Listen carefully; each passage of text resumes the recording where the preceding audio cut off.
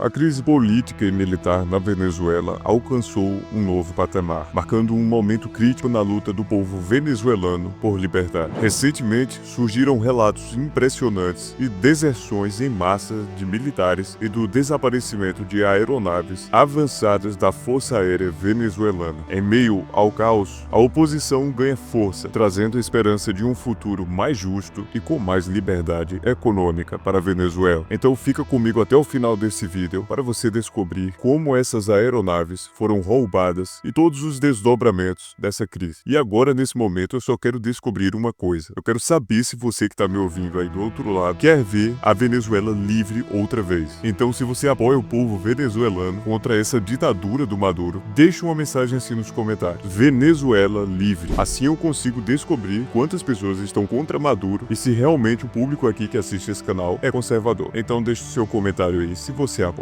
Bem, a deserção de militares venezuelanos, incluindo pilotos de caça, é um reflexo direto da insatisfação crescente com o regime de Nicolás Maduro. A frustração não é apenas com a liderança política, mas com o sistema que há décadas oprime a população e a própria estrutura militar. Os pilotos que abandonaram suas bases estão enviando uma mensagem clara: não compactuarão mais com as atrocidades de um regime que sacrifica o bem-estar da nação para se manter no poder. Eles representam uma fração do que poderia ser uma resistência organizada dentro das Forças Armadas. Os relatos de deserções em massa sugerem que esses militares enxergam uma oportunidade real de contribuir para a libertação do país, mesmo que isso implique em grandes riscos pessoais e familiares. Os aviões desaparecidos, por sua vez, geram especulação e muita tensão. Há rumores de que os caças foram levados para os países vizinhos, como Colômbia e o próprio Brasil, onde poderia ser usado estrategicamente contra as forças de Maduro ou, quem sabe, entregue às autoridades como símbolo de cooperação com a oposição. Em outros cenários, há sugestões de que essas aeronaves poderiam estar sendo preparadas para missões ousadas que incluiriam ataques à infraestrutura militar venezuelana, desafiando diretamente a estabilidade do regime. É importante ressaltar que os pilotos que tomaram essa decisão estão se colocando em uma posição de enorme vulnerabilidade. Não apenas enfrentam a perseguição por parte do governo venezuelano, mas também riscos diplomáticos nos países onde buscarem refúgio. No entanto, suas ações demonstram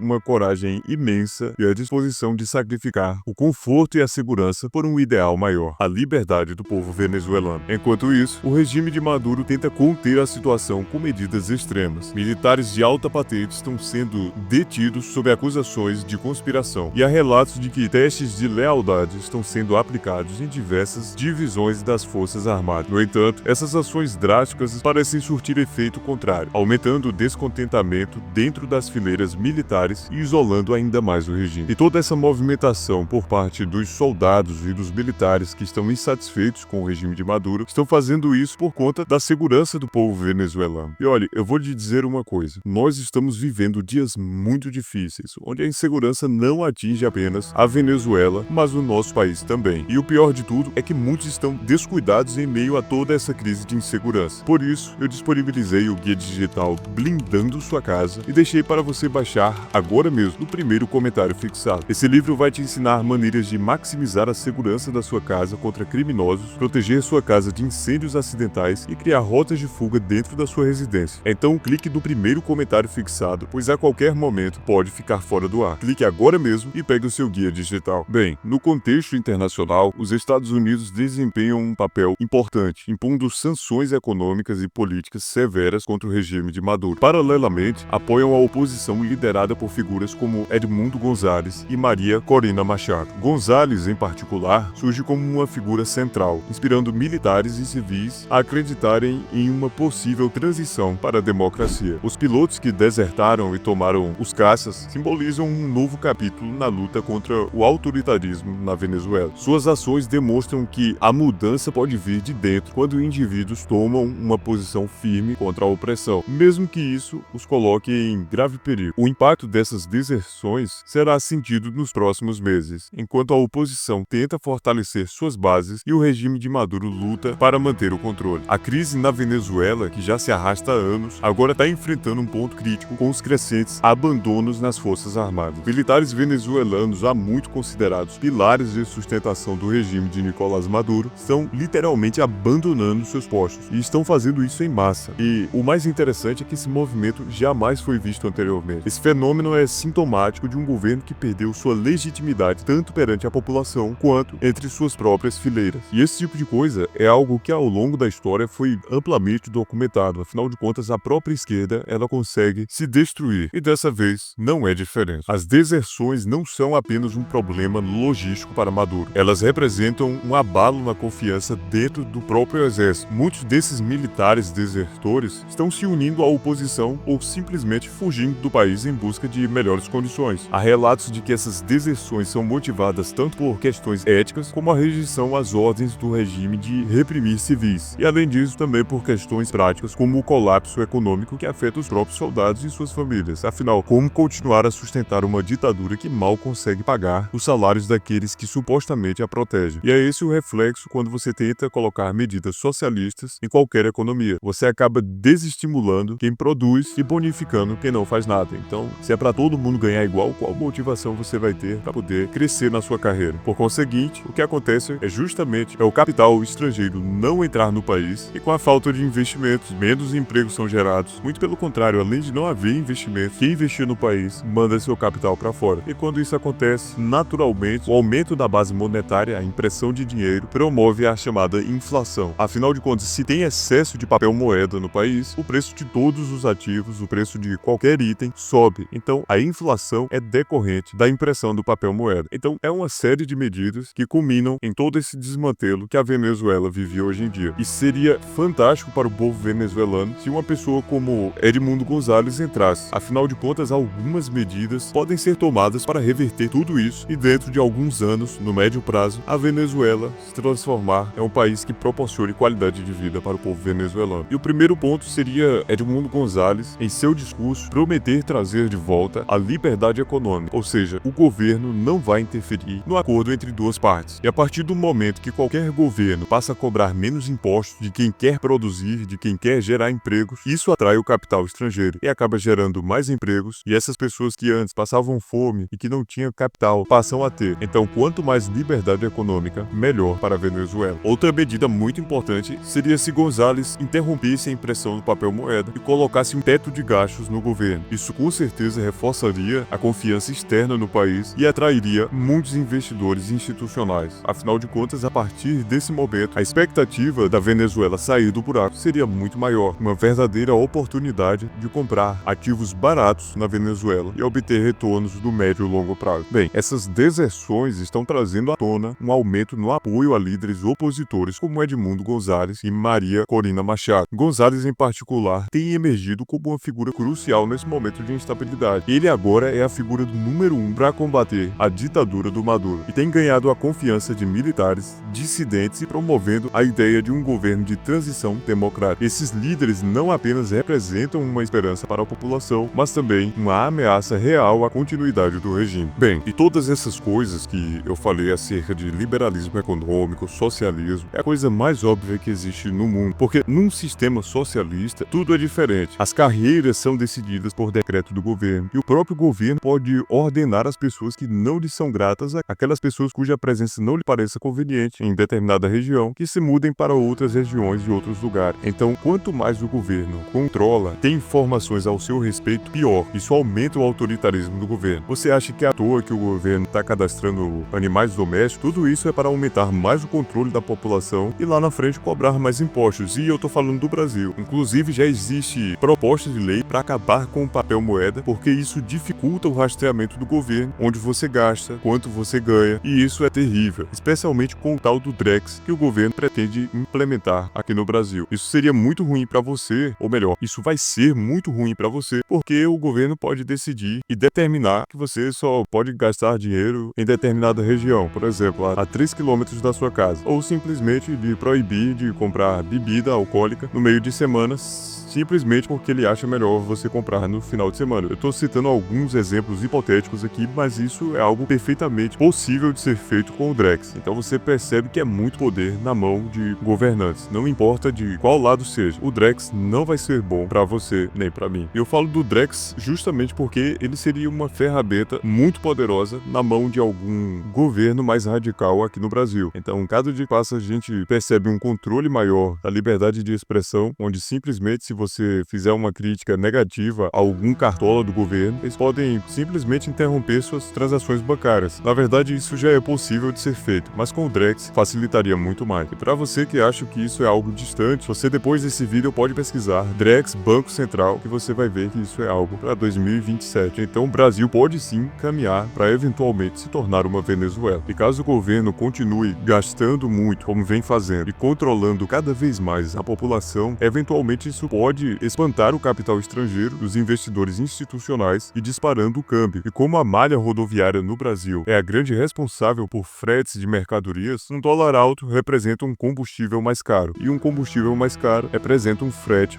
muito mais caro. Então tudo chega na prateleira do mercado com um preço mais salgado. É preciso que a oposição aqui no Brasil faça uma pressão contra esse tipo de autoritarismo e seja contra essas ideias ruins. Mas bem, voltando a falar da Venezuela, desde o agravamento da crise, milhões de venezuelanos atravessaram as fronteiras em busca de refúgio. Segundo estimativas recentes, mais de 7 milhões de pessoas já deixaram a Venezuela, tornando-se a maior crise de deslocamento na história da América Latina. A Colômbia, por exemplo, recebeu mais de 2,5 milhões de venezuelanos, enquanto o Brasil, o Peru e o Chile também enfrentam fluxos significativos. Essa migração massiva pressiona os sistemas de saúde, educação e infraestrutura dos países vizinhos. Em cidades fronteiriças com a Cúcuta, na Colômbia, ou Boa Vista, no Brasil, os recursos locais muitas vezes se tornam insuficientes para atender tanto a população residente brasileira quanto aos refugiados. Governos locais enfrentam dificuldades para equilibrar as necessidades humanitárias com as demandas políticas e econômicas internas de você que paga os seus impostos e contribui para receber. E tudo isso cria uma tensão política e social. E a crise também traz preocupações de segurança muito sérias. As fronteiras entre a Venezuela e os seus vizinhos são frequentemente atravessadas por grupos armados, traficantes e outras organizações criminosas que se aproveitam do colapso estatal para ampliar suas atividades. Na Colômbia, por exemplo, guerrilhas como o Exército de Libertação Nacional e dissidentes da FARC têm usado o território venezuelano como base de operações, o que aumenta as tensões entre os dois países. Além disso, o contrabando tem se intensificado, tornando as áreas de fronteira zonas de alto risco. A presença de grupos pró-regime e grupos paramilitares conhecidos como coletivos também cria uma dinâmica perigosa, afetando diretamente a estabilidade regional. E a diplomacia também teve um papel muito importante. O governo colombiano, sob a liderança de Gustavo Petro, tem tentado reabrir o diálogo com Caracas para coordenar soluções conjuntas, especialmente nas áreas de segurança e migração. Já o Brasil, sob Luiz Inácio Lula da Silva, adotou uma abordagem mais conciliadora, defendendo a mediação como forma de pressionar Maduro a aceitar reformas democráticas. Eu acho um posicionamento muito fraco por parte do nosso executivo, afinal de contas, ele foi para a posse do Maduro, sendo que não deveria reconhecer de jeito nenhum. Então, a cada dia que passa, a gente vê a péssima escolha que o povo brasileiro fez ao eleger esse sujeito, porque a última coisa que a gente precisa é de alguém que coloca panos quentes para um regime ditatorial. Talvez isso seja sinal de que ele queira fazer algo parecido aqui. E bem, a crise venezuelana continuará a moldar a política e a economia da América Latina nos próximos anos. A instabilidade em Caracas impede que a região alcance sua plena integração econômica e dificulta a cooperação em temas como segurança e desenvolvimento sustentável. Para os países vizinhos, a solução da crise não é apenas uma questão de solidariedade, mas uma necessidade para garantir a estabilidade e o crescimento regional. E resolver a crise migratória venezuelana